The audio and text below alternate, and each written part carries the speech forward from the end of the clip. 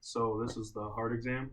So we're going to start off by just looking at the patient's fingernails and hands. We're looking for coloring of the fingernails, cyanosis, so we're looking for discoloration or blueness, which they both look fine. And then from there, we're going to go to jugular venous pressure. So I'm going to take my pen light and ask the patient to turn their head to the left. And I'm just going to be looking in between the two heads of the SCM and the clavicle using tangential lighting, looking for a pulse, which there's one right there. So I'm going to grab my rulers using the centimeter side, one on the sternal angle, laying one right over that, and it should be 3 centimeters at the most, and yours is at 1, so that is normal. And then from there, we're going to inspect the chest and the precordial area using the same lighting.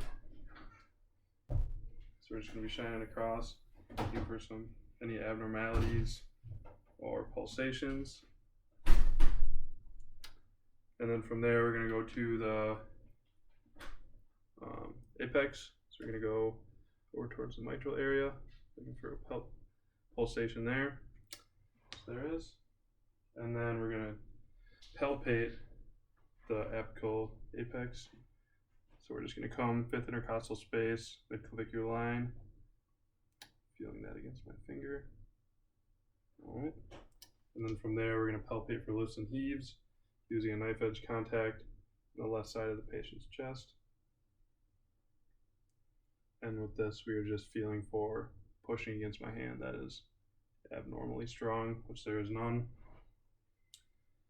And then we're going to palpate for thrills. So I'm going to start the aortic area. And I'm just feeling for like a vibration against my hand. Pulmonic, tricuspid, and the mitral. All right. And then from there, we're going to go into percussion. So we're going to go 3rd intercostal space on the left, 4th intercostal space on the left, and then 5th intercostal space on the left. So I'm just going to come in here. I'm listening for a dullness, and that indicates where the lateral edge of the heart is.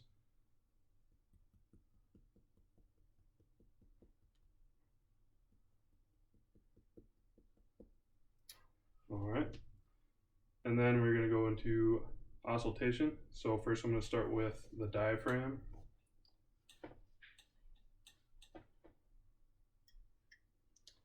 And patient just breathe normally. Okay. We're going to start with the aortic.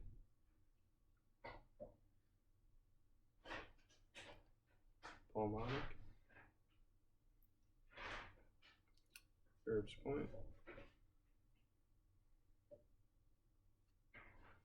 Tricuspid. And the mitral. Then we're going to switch it over to the bell and go back. So we're going to go mitral, tricuspid,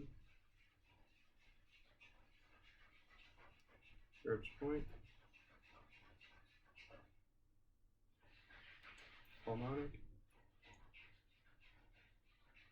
and aortic.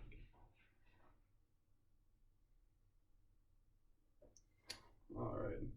We're just listening for any murmurs or abnormal sounds with that. So next we're going to go into special tests. So we're going to start with S2 splitting. I'm going to be using the diaphragm side, and I'm just going to be going over the pulmonic area and listening for a split S2 sound. So patient, just going to have you breathe in deeply.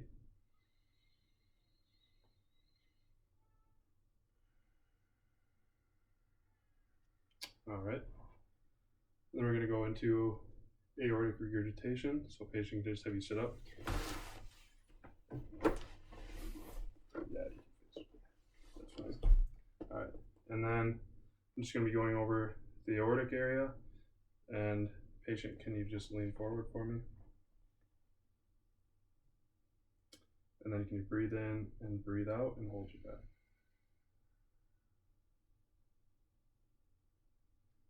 All right. And with that, I'm just listening for like a lub pew sound. So then you can lay back down, and I'm just going to have you lay in the left decubitus position, so kind of like a 45-degree angle on your left side. So now we're going to be doing mitral valve stenosis using the bell side of my stethoscope.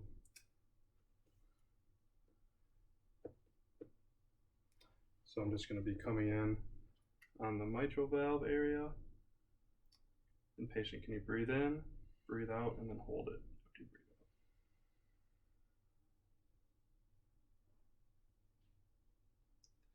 breathe out. All right.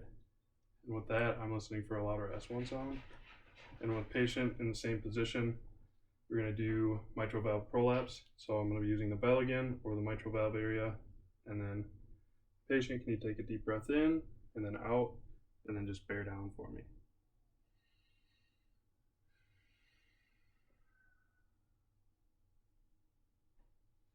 All right, and that sounded normal, and that's the heart exam.